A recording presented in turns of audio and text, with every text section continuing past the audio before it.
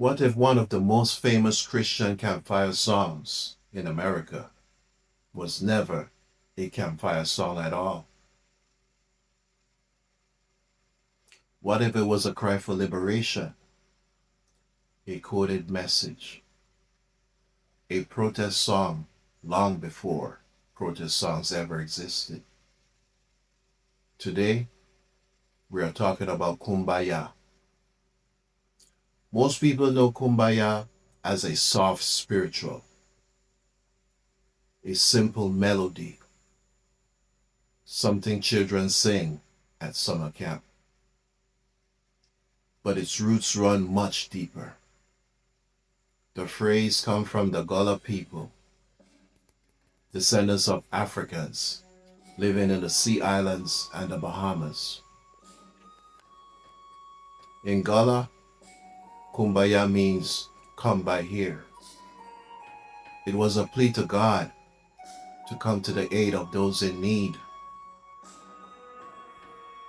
But here's the half that has never been told. It wasn't just anyone calling for help. It was a particular people in a specific state of suffering, with solemn hope in their hearts. Now, let's travel south to the rest of the island chain of the Americas, the Caribbean.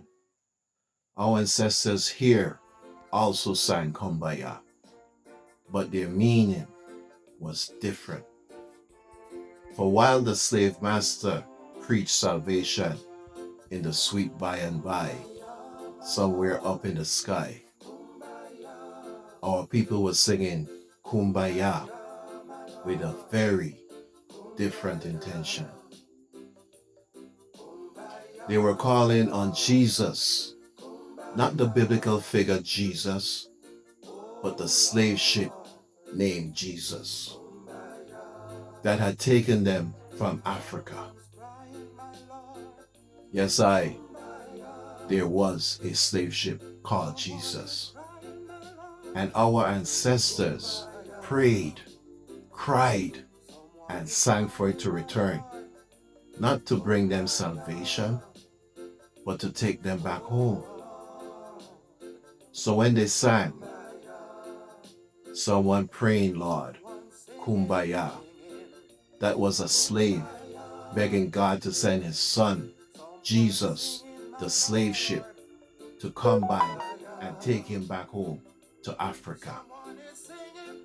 Someone crying, Lord, Kum Ba Yah, that was a mother pleading to God to send his son, Jesus, the slave ship, to come by and return her to her homeland.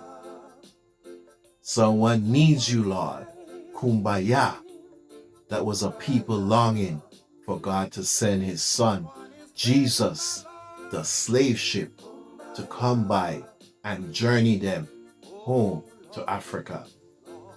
That was not a lullaby, that was a liberation song.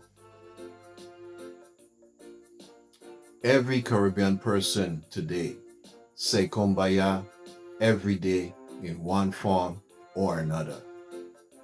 There may be different variations or pronunciations, but the meaning remains the same. Come by here. A Trinidadian greeting a St. Lucian friend might say, Gal, come by here now. In the Virgin Islands, we use it every day. I gonna be home around 6. The man could come by here if he want. He's supposed to come by here sometime today. Or in a warning tone of voice, come by here if you think you're bad. St. Thomas said it one way, St. Croix said it another. But the meaning remains, come by here. It's remarkable how the phrase survived, sometimes as love, sometimes as a threat, sometimes as a joke, but always, like us, it survives. What's ironic is that the original meaning, that deep ancestral cry for redemption, is rarely heard anymore.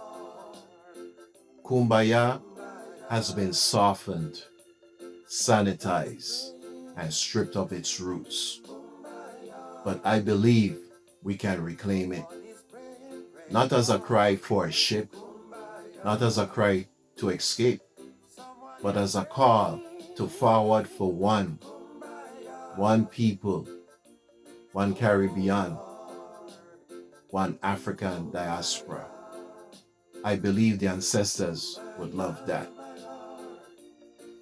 And let's be clear, the Back to Africa movement didn't begin with the Honorable Marcus Messiah Garvey. It began the moment the first African was taken from the shores of our fatherland. It lives in the songs, the drums, the prayers, the dreams. So the next time you hear Kum Ba Yah, don't hear a campfire song. Hear a people calling for a return to their homeland.